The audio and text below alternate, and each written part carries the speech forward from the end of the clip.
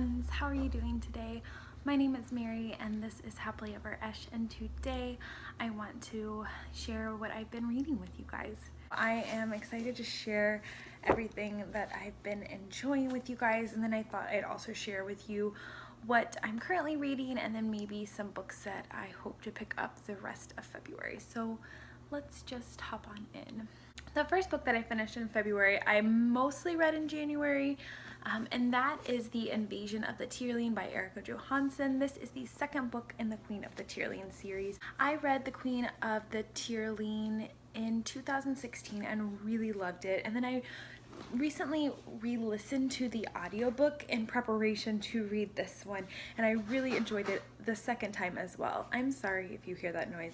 My cat is playing with a ball of aluminum foil. It is his favorite toy, and he gets a little rambunctious with it. So anyway, I loved The Queen of the Tearling. It is a fantasy series that's very political, and it's set in the future, but in a regressed society.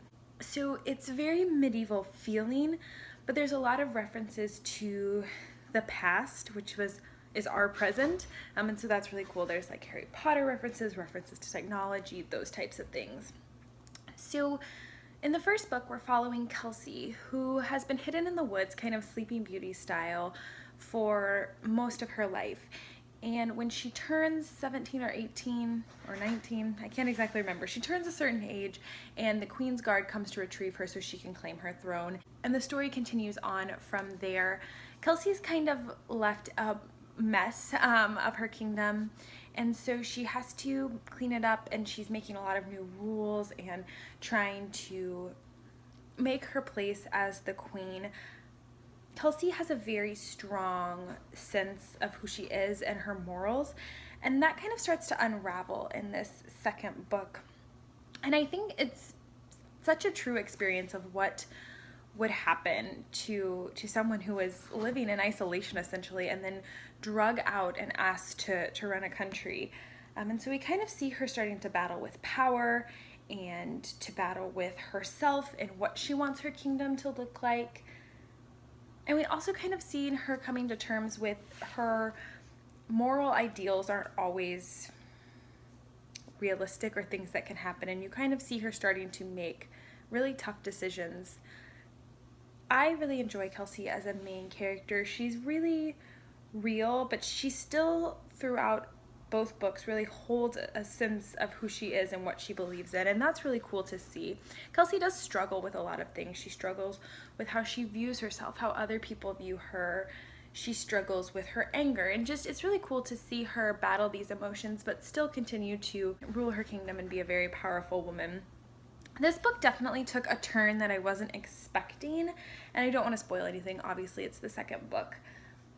And it took me a while to get on board, but I loved the ending, and I'm so stoked for the second book. I really like Erica Johansson's writing, and I really love how political this series is, and it kind of left on a cliffhanger. So I'm going to be picking up the third one very, very soon. So I didn't love this as much as the first one, but I really love the first one. So that's not a surprise for me. But yeah, if you haven't picked the series up and you like really political fantasies, strong female characters, a medieval setting, and just really interesting relationships and an interesting way of storytelling.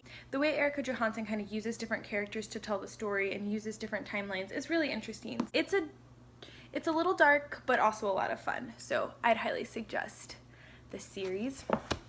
The next book I finished was a nonfiction read, and that was Who Thought This Was a Good Idea? And Other Questions You Should Have Answers to When You Work in the White House. And this is by Alistra Mastromonaco. I listened to the audio and it was read by the author, so I figured out how to say her last name. This is all about Alyssa's experience being the House Deputy Chief of Staff for Mr. President Obama. You kind of learn about her family and her school experiences as well as her political career, and it's a pretty short book. She does it in very anecdotal stories and you don't get too bogged down with the details. I really like Alyssa's kind of wit, and she doesn't think she's too important for anyone, and I think that's really refreshing, just to have someone so humble and someone in such a position of power. I wasn't the hugest fan of this, and it's not because I didn't like the writing or I didn't like the stories that she was telling. It's just that I don't think this kind of book is for me. It is blurb on the back, or someone says it, where this is like Mindy Kaling's Who Thought This Was a Good Idea, but like for politics, and that's exactly what it is. And I wasn't a huge fan of that book. I read Amy Poehler's memoir, wasn't a huge fan of that. I just think this kind of celebrity anecdotal memoir, just they don't do anything for me. And so again, that's not to say this isn't a really well written book. You get a lot of really cool stories. And she is really just trying to give some good life advice to young women, and I can appreciate that a lot. I just didn't love it as much as I thought it was going to be, and that's okay. I still felt like I gleaned a lot from it. I loved getting to hear her experience with President Obama and the White House. I loved just hearing her wisdom, all really good things. And so if you like celebrity memoirs, but you also like politics, I would highly, highly suggest this one. But if you're not really into celebrity memoir type stories in the way that they're told, I would maybe skip this one. The next book I just finished, and that was Exit West by Mohsen Hamid, and I really, really enjoyed this one. This is literary fiction. It was nominated, I think shortlisted, for the Man Booker Prize.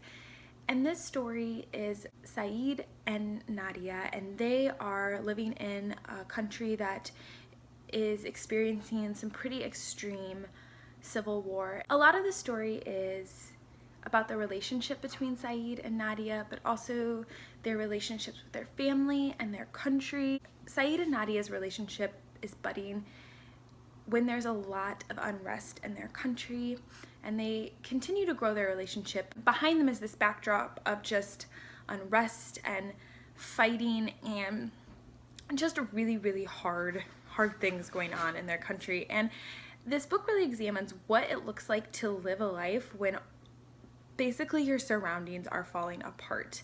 Saeed and Nadia eventually begin to discuss whether they're going to stay in their country, and these magical doors begin popping up that you can escape from, that you can exit, and they take you to another place in the world. And I thought that this choice was really interesting. Obviously, this story is about migration and refugees, and that Hamid chose to kind of just take out the travel aspects, or what it would be like to travel, was a really interesting choice. He also plays a lot with social media and kind of the escape through social media, and I've heard people talk about how that is kind of a symbol for that, which I thought was really interesting. But also taking out that travel narrative of or that travel experience of what a refugee would go through, you also really get to focus on their lives before and their lives after, and comparing those two, which was really, really interesting. Hamid's right. I don't know if you can hear that, but this cat loves that tin ball.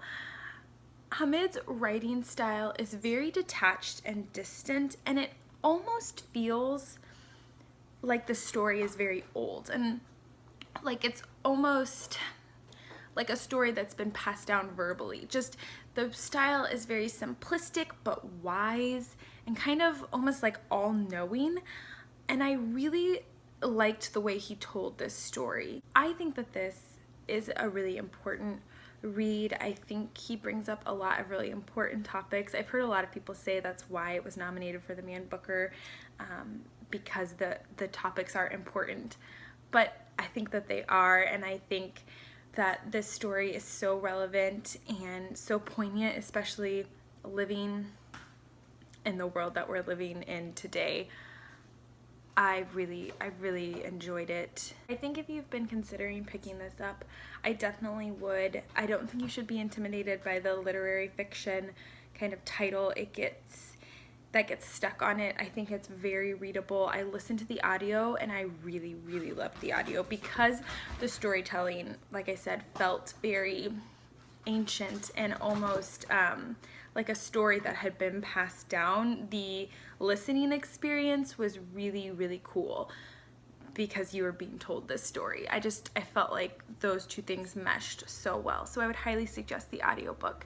If you're into audiobooks, it was only like 4 or 5 hours and I ate it up. I just wanted to listen to it all the time. And it kind of put me in a rut for audiobooks. I've tried to listen to 2 or 3 since finishing that one, and I can't get through it. So highly suggest Exit West if it sounds interesting to you. And yeah, so those are all the books that I finished or have finished so far in February. Next, I would like to show you what I'm currently reading, and that is Maisie Dobbs by Jacqueline Winspear. I'm finally getting around to this mystery series, and I could not be happier. I am absolutely adoring it.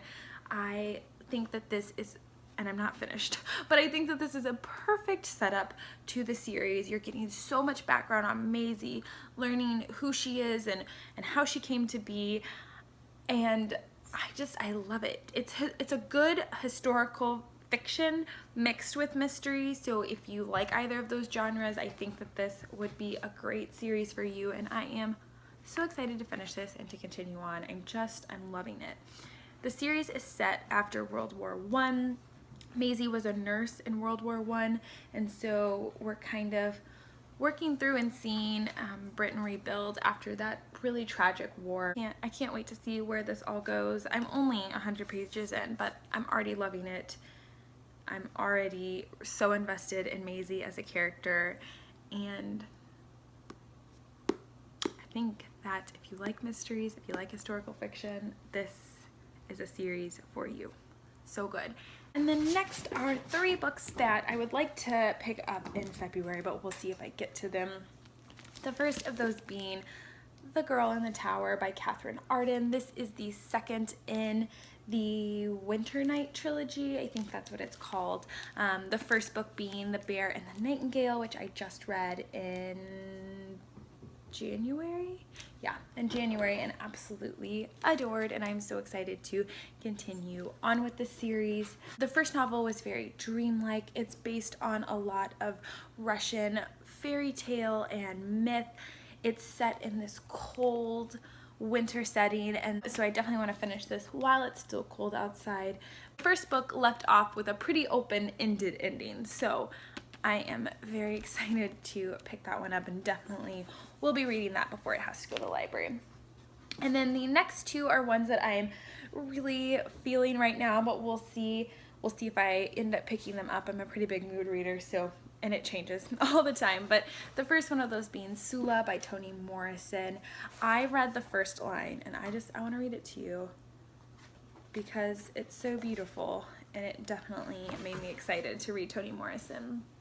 In that place where they tore the nightshade and blackberry patches from their roots to make room for the Medallion City golf course, there was once a neighborhood.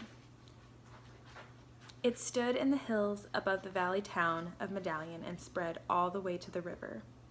It is called the suburbs now, but when black people lived there, it was called the bottom. I'm so excited to read Toni Morrison. Sulla follows 2 women who grew up together, were very close, and then went on to live very different lives, and it's just examining their choices, and it examines what it was like to be a black woman in America in this time, and I'm very excited for Toni Morrison. And last but not least, I would finally like to start Philip Pullman's His Dark Materials series, the first one being The Golden Compass. Isn't this cover so beautiful? They sit together on a shelf. I have all 3 in this edition, and they say His Dark Materials. They spell that with the spine. You can't really tell. It looks pretty abstract there, but so pretty. This is a middle grade fantasy series. I really don't know too much about it, but I don't really want to know. I don't really want to know a lot. The back says, Lyra is content to run wild among the scholars of Jordan College, with her daemon familiar always by her side, but the arrival of her fearsome uncle, Lord Asriel, draws her to the heart of a terrible struggle, a struggle born of gobblers and stolen children, witch clans and armored bears, and as she hurtles toward danger in the cold, far north, young Lyra never suspects the shocking truth. She is destined to win or to lose this more than mortal battle. still don't know a lot about it, but I'm excited to go on this journey with Lyra. I don't know if I'll start this in February or if I will hold it off until March, because Katie over at Life Between Words and Krista over at Books and Jams are doing a middle grade March read along, so I might hold this off. We'll see if I can wait, because I'm just itching to get to the series. So that is what I've been enjoying lately and what I'm hoping to enjoy very soon. What have you been reading? Have you read any of these books? Have any other opinions you'd like to share with me? Please do so down in the comments below. I hope that you guys are having a great February, and I hope to talk to you all very, very soon. Bye. This is his favorite thing. He loves it so much, and he carries it around in his little mouth. He's so cute. You say hi, Gaskell? You say hi?